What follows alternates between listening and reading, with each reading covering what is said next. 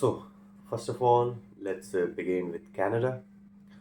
Canada was the first option for me when I was like preparing my mind to get my master's done from abroad. And Canada का first option होने का and best option होने का reason was the more I would say PR, or I would say marketing, or I would say international students from India especially सबसे ज़्यादा Canada prefer करते हैं whenever they are like thinking कि foreign से masters करना है and all. तो Canada of course. और सबसे बड़ा इन्फ्लुएंस यूट्यूबर्स का भी था, because in my free time during my office hours मैं बैठ के जब यूट्यूब वगैरह देखता था तो पता नहीं you know Google and social media they of course steal your data, that's for sure. So because automatically मेरे यूट्यूब पे मुझे ऐसे व्लॉग्स वगैरह देखने को मिलते थे इंटरनेशनल स्टूडेंट्स के, जो लोग कनाडा में रिसेंटली मूव हुए हैं या काफ़ी साल से हैं, इंटरनेशनल स्टूडेंट बन के गए थे और पीआर बन चुके हैं, and they regularly update about Canada student visa and how to go forward with the application, which are the provinces, what are the universities, what are the best options and all that shit. Okay, तो ये सारी चीज़ें of course it was there. So मैंने काफ़ी लंबा time research वगैरह करने के बाद आई डिसाइडेड करते हैं, एप्लीकेशन वगैरह डालते हैं, क्या है प्रोसेस नहीं है। सो जो भी है जितना भी है, मेरा first option of course Canada था, because I have my few people out there and of course my school batchmates, some college batchmates and all. So well known people, जो लोग अभी रिसेंटली भी गए, कुछ लोग काफ़ी पहले जा चुके थे after just finishing their like high school.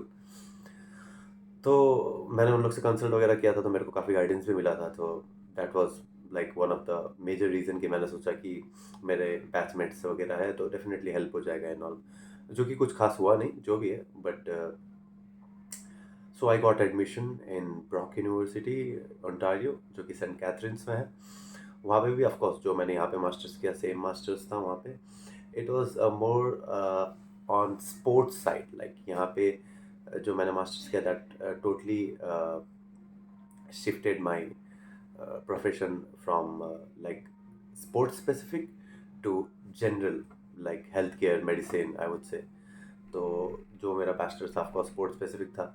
और कनाडा में जितने भी कॉलेजेस वगैरह थे मास्टर्स के लिए, मेरा मेरा हमेशा प्रेफरेंस यूनिवर्सिटी था of course over college, to get more exposure and funding opportunities and supervisor highly qualified of course. तो ये वाला इन्वायरमेंट मेरे को देखना था। तो ब्रॉक यूनिवर्सिटी में हो गया था मेरा एडमिशन। सो उसका fees structure was like almost 7,000 Canadian dollars, जो कि 4 सेमेस्टर का कोर्स है, 2 इयर्स का कोर्स है, ऑफकोर्स सब बात है, ठीक है। तो अगर मैं आप लोग को एक बेसिक ओवरऑल कैलकुलेशन बता दूं, क्विक कैलकुलेशन, तो 4 सेमेस्टर के हिसाब से 28,000 कैनेडियन डॉलर्स हो जाते हैं। उसके ऊपर दे है the immigration asks for GIC, guaranteed income certificate, वो 10,000 कैनेडियन डॉलर्स का होता है। सो अगर मैं लिविंग एक्सपेंसेस वगैरह हटा भी दूँ, सिर्फ और सिर्फ GIC और कॉलेज फीस को ऐड करूँ, तो 38,000 कैनेडियन डॉलर्स होते हैं, ठीक है। जो कि अप्रॉक्स लाइक अभी के हिसाब से 23 to 27 लाख रुपीज़ होंगे, ठीक है। जो कि एक सस्ता ऑप्शन था, ऑफकोर्स सब बात है, सस्ता ऑप्शन है। तो मैंने सोचा कि क्या कहते कर लिया जाए, लेकिन क्या कहते I got admission during Covid, and Covid के दौरान व्हाट हैपेंड, सब चीज़ बंद बंद हो गया, and my dream like got shattered कि नहीं जा पाऊँगा फॉरेन, नहीं पढ़ पाऊँगा। और उसके बाद एक फेज़ के बाद दूसरा फेज़ आ रहा है, दूसरे के बाद तीसरा फेज़ आ रहा है, मतलब ये फेज़ भी फेज़ चलते रह गया। उसके बाद बीच में ब्लैक फंगस वगैरह आ गया और इंडियन फ्लाइट्स वगैरह बैन हो गए, मेरे फाइनेंसेस भी ऑफकोर्स अरेंज नहीं थे। तो कनाडा उसके बाद एकदम वो हो गया। बट उस बीच में मैंने क्या किया था ना, लाइक मैंने जस्ट एक होता है ना, चुल होती है ना लोगों में, तो मैंने उस चुल को फॉलो करते हुए और भी आसपास की कंट्रीज़ में अप्लाई कर दिया था। So that was the main reason of making this video, कि मेरे पास 4 डिफरेंट कंट्रीज से ऑफर लेटर आए थे और मैंने आयरलैंड चूज़ किया, जो कि मेरे लिस्ट में कभी था ही नहीं। ओके, या so always expect the unexpected, so that happened with me in my case. So Canada जो मेरा हमेशा से फर्स्ट प्रेफरेंस था, जो कि मैंने नहीं चूज़ कर पाया एंड ऑफ द डे। उसके बाद आई वॉज लाइक कनाडा इस कारण से कैंसिल हो गया. Okay, so next let's come to Australia. Australia was like I was going through a agent. नाम नहीं लूँगा मैं, but of course they are one of the famous ones. And Canada में भी they were helping me because I told them कि मेरे को Canada और ऑस्ट्रेलिया दोनों का करना है. और बाकी कॉलेजेस के यूनिवर्सिटीज़ के मैं खुद से भरता था, लाइक दूसरे कंट्रीज़ के, और इन दोनों के लिए. कनाडा में भी कुछ यूनिवर्सिटीज़ और ऑस्ट्रेलिया में कुछ यूनिवर्सिटीज़ इनके टाई अप में नहीं थे, तो उनमें मैं खुद से भर लेता था. मैं बोलता था मेरे को इस यूनिवर्सिटी में चाहिए, तो वो लोग बोलते थे कि ये हमारा टाई अप में नहीं है, तो मैं खुद से भर लेता था. लेकिन कनाडा में मेरे को ब्रॉक के उनके थ्रू मिल गया था. और दूसरा ऑस्ट्रेलिया में it was like a miracle. मैंने आज अप्लाई किया यूनिवर्सिटी ऑफ सदर्न क्वींसलैंड में, और कल मॉर्निंग उठा और मेरा ऑफर लेटर आ चुका था. आई वाज लाइक शॉक्ड, ऐसा कैसे हो सकता है. ओके, सो मैंने बोला चलो तो बढ़िया हो गया, मज़ा आ गया. एक होप सा जग गया मेरे अंदर कि भाई ऑस्ट्रेलिया जाएंगे, ऑस्ट्रेलिया स्पोर्ट्स एंड एक्सरसाइज में टॉप नॉच है, मतलब पाप कंट्री है, बढ़िया कुछ सीखने को मिलेगा, मज़ा आ जाएगा क्या. तो जब मैंने ऑफर लेटर पढ़ा, उसमें था $44,000. $44,000 was just the course fees for 2 years. And उसको छोड़ के लिविंग एक्सपेंसेस भी होते हैं. Okay, which you guys know very well. And Australia is like not of course cheap place to live. And उसके बाद you don't know student life में आप कितना कर पाओगे नहीं कर पाओगे, कुछ पता नहीं होता. अपना फाइनेंसेस मैनेज करके चलना पड़ता है of course, at least for 1 year at least. उसके बाद आप सेटल हो जाते हो, सब चीज़ें नेटवर्क बन जाती है, जॉब वॉब का भी सेटलमेंट हो जाता है. तो मैं बैंक वगैरह में गया ऐसे एजुकेशन लोन के लिए. स्टेट बैंक के मैनेजर ने तो स्ट्रेट बोल दिया कि आपको कुछ तो अपने तरफ से लगाना पड़ेगा, हम तो इतना बड़ा वो नहीं देंगे विदाउट एनी मॉर्टगेज वगैरह. And of course, I was doing everything on my own. I didn't took any help from my mom and dad because they weren't like ready for this decision, which I took on my own. Only my brother was helping me out. तो of course कोई papers नहीं थे mortgage वगैरह के लिए, तो मैंने सोचा कि क्या है, बैंक से लोन तो मिलने से रहा, और इतना बड़ा अमाउंट मैं अपने दम पे नहीं अरेंज कर सकता. तो अब ऑस्ट्रेलिया, लेकिन ऑस्ट्रेलिया ने पेपर्स वगैरह ऐसे ऐसे मांगे थे जो कि मेरे को अरेंज करने में ऑफकोर्स हालत ख़राब हो गया था, लेकिन मैंने अरेंज कर लिया था. Australia was like unexpected, but मुझे एंड ऑफ द समझ में आया कि बिजनेस है. वो लोग अभी तो उन लोगों ने काफ़ी यूनिवर्सिटीज़ को और काफ़ी स्टेट्स को भी बैन कर दिया है, because they were focusing more on generating revenue through international students than providing quality education. वो मुझे अभी रिसेंटली पता चल रहा है, पहले मुझे नहीं पता था. जब स्टूडेंट्स ने एक्सप्लॉइट किया उनके सिस्टम को, फर्जी सर्टिफिकेट से एडमिशन लेके वहाँ पे जाके कोर्सेज कंप्लीट नहीं किए और इलीगल तरीके से काम करना स्टार्ट कर दिया नॉल. और गवर्नमेंट को जब पता लगा तो गवर्नमेंट ने कुछ लोग को खदेड़ा और कुछ स्टेट्स को बैन लगाया, क्योंकि इन स्टेट से प्रॉपरली जा रहे थे बंदे. पंजाब है, यूपी है, उसमें हरियाणा भी है आई गेस, जैसा भी है. Next was Singapore again. Singapore में मेरा national university of Singapore NUS में हो गया था.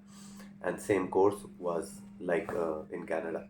बस ऑस्ट्रेलिया का कोर्स में डिफरेंट था. Australia course was totally sports and exercise MS. And Canada और सिंगापुर का course was same, masters of science in kinesiology. तो it was like more of a body biomechanics. तो मैंने अब सोचा कि क्या है यार, सिंगापुर में एडमिशन हो गया, this is the best option, इससे ज़्यादा बेस्ट कुछ हो ही नहीं सकता. घर के बगल में है, मज़ा आ जाएगा, लाइक अप डाउन करने का टेंशन नहीं है, फ़ोन कॉल्स का टेंशन नहीं है, टाइम जोन का ज़्यादा फ़र्क नहीं है. और ऑफकोर्स सब आते हैं. और मेरे को ये नहीं पता था कि सिंगापुर इतना एक्सपेंसिव होगा, लाइक एशिया में है तो मैं हल्के में ले रहा था. सिंगापुर का यूनिवर्सिटी का ऑफर लेटर थोड़ा लेट से आया फॉर श्योर. एंड क्लाइमेक्स ये था इस सिंगापुर का ऑफर लेटर में कि डेफिनेटली पहले आता तो शायद मैं सिंगापुर कंसिडर कर सकता था, बट मैं उससे पहले आयरलैंड का ऑफर लेटर एक्सेप्ट कर चुका था. I don't know how, but मैंने कर लिया था. मैंने डिपॉजिट पे कर दिया €500, और मैंने ऑफर लेटर एक्सेप्ट कर लिया. माइंड सेट कर लिया कि अब तो जाना है तो जाना है, जहाँ भी जाना है, न्यूजीलैंड हो, ऑस्ट्रेलिया हो, जो भी हो, जैसा भी हो, जाना है क्या. मैं तंग आ गया था 9 to 5 जॉब से, कोई ग्रोथ नहीं था, और मतलब बहुत बोरिंग जॉब था, बकवास. अ, क्या बोलूं, छोड़ो, जो भी है, जैसा भी है. तो अ, अब आपको अगर एक्सप्लॉइट किया जाए काफ़ी ज़्यादा आपकी यंग एज में और आपके फर्स्ट जॉब में, तो आपको भी ऐसा फील होगा लाइक जैसा मेरे को फील हुआ. तो सबका अपना अपना एक्सपीरियंसेस होता है. तो मैंने Singapore, that was the reason कि क्यों नहीं एक्सेप्ट किया. और the second reason was their fees was $43,000 Singapore dollars. Other than that living expenses, जो कि Singapore you know very well कि one of the expensive places to live in the world में आता है। एंड मेरे पास वो ऑप्शन नहीं था क्या कि मैं सोच पाऊँ, कहीं से मैनेज भी कर पाऊँ, because it was already late for me, मैं ऑलरेडी आयरलैंड चूज़ कर चुका था। Reason of choosing Ireland over all this countries. Okay, so first मैंने क्या थे आप लोगों को सारा बता दिया कि मेरे पास ये सारे कंट्रीज का ऑफ लेटर आ गए थे और क्या क्या रीजंस था जिस कारण से मैं इनको नहीं सेलेक्ट कर पाया। Reason of choosing Ireland, 1 year masters, सबसे बड़ा best advantage. Okay, one and only English speaking country in entire Europe. Okay, so आपके लिए एक बहुत बड़ा एडवांटेज हो जाता है कि आप एक कंट्री के अंदर में स्टिक में होके नहीं रह जाते हो कि आप ऑफकोर्स कनाडा में हो या ऑस्ट्रेलिया में हो या आप सिंगापुर में हो, वहाँ पे अगर कोई रिसेशन आता है या वहाँ पे अगर कोई प्रॉब्लम होता है तो क्या कहते हैं, आप मूव नहीं हो सकते, क्योंकि क्या कहता है आपका नेटवर्क, आपका सर्कल, आपका लाइफस्टाइल, आपका एक्सपीरियंस, सारी चीज़ें उस कंट्री में बहुत साल के लिए बन चुका होगा आपके पढ़ाई के बाद। Of course I will you will think कि मैं यहीं पे इंडस्ट्री में ग्रो करूँ और ज़्यादा एक्सेल करूँ अपने करियर में, सीखूँ, वापस जाने का मन है वापस जाऊँ। और बहुत लोग अपने पीआर और परमानेंट रेजिडेंट और सिटीजनशिप का माइंड सेट चाहते हैं, जो कि मेरा कभी था भी नहीं, तो मैंने इसलिए कभी सोचा भी नहीं कि कोई बाहर जाना है तो ये सारी चीज़ें माइंड सेट लेके चलनी।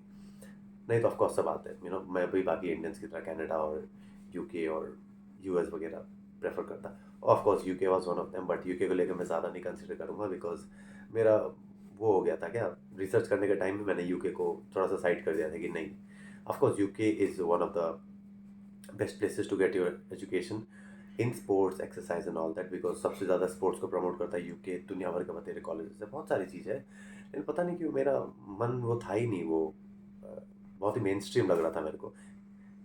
वैसे कनाडा भी मेन स्ट्रीम है if you are Indian and international student of course, लेकिन मेरे को लगा यार नहीं, कनाडा ठीक है यार, मेरे को एक एक सॉफ्ट सॉफ्ट साइड था कनाडा के लिए, लेकिन क्या कहते यूके के लिए नहीं, मैं बोला नहीं, नहीं जमता, नहीं जाने का अपने को।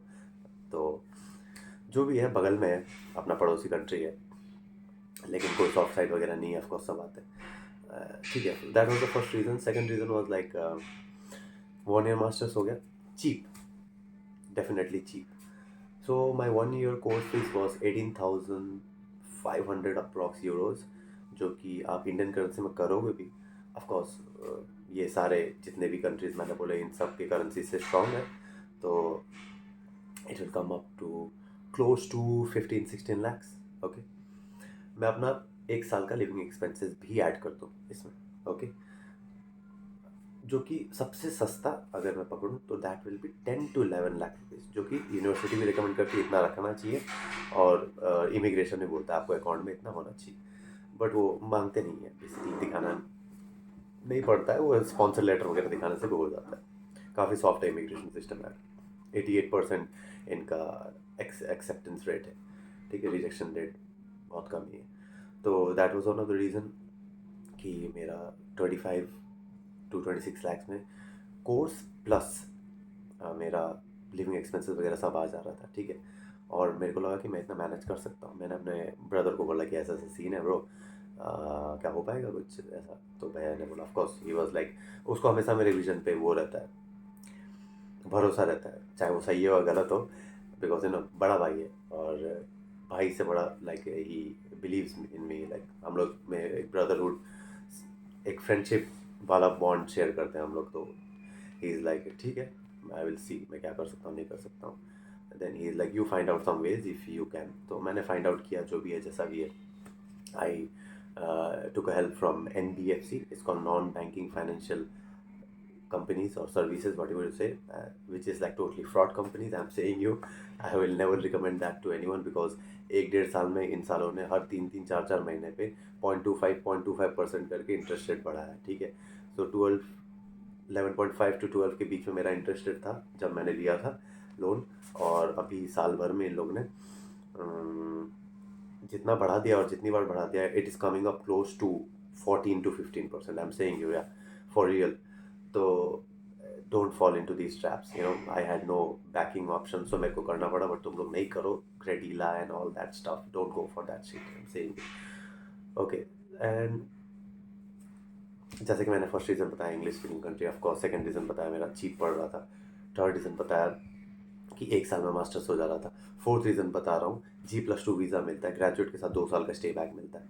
ठीक है, तो ऑफकोर्स माइंडसेट है नहीं अगर आपका सिटीजनशिप लेने का भी, आप 2 साल का एक्सपोजर लेके वापस जा सकते हो, कंटिन्यू करना है कंटिन्यू कर सकते हो। ठीक है, और ऑफकोर्स पैसे भी कमा सकते हो अच्छे खासे। और विद गॉड्स ग्रेस मैंने like more than 70-75% education loan तो वाइल स्टडिंग पे कर दिया by doing part-time jobs. Of course, I did really hard work. मैं इसके ऊपर एक सेपरेट वीडियो बनाऊंगा कि how I paid my education loan during my university days. अब तो मैं फुल टाइम काम करता हूँ, but definitely it was like crazy. थोड़ा सा हार्ड वर्क करना पड़ता है, but you can also manage it. So these are the options जो कि मुझे लगा कि क्या है। Of course Ireland will be the suitable place for me and very unexplored, बहुत कम इंटरनेशनल स्टूडेंट्स इसको प्रेफर करते थे लास्ट टू लास्ट ईयर तक। अब मैं देख रहा हूँ इंटरनेशनल स्टूडेंट भर के आ रहे हैं जब से ये सारे कंट्रीज़ ने बैक टू बैक बैन लगाना चालू किया है। I hope you guys know very well. And मैंने रील्स और ये शॉर्ट्स भी शेयर किए हैं। If you guys are following my 100 days shorts challenge, then just hit a like button to those videos। मैंने डाला है कनाडा के ऊपर भी, यूके के ऊपर भी। जस्ट आयरलैंड ही है जिसने अभी तक अपना सॉफ्ट रखा है। कल को इमिग्रेशन यहाँ भी भर देंगे तो ये भी हार्ड कर देंगे। So this is the right time to move to Ireland if you are thinking about getting your education from abroad. And this was all from my side. Thanks for watching.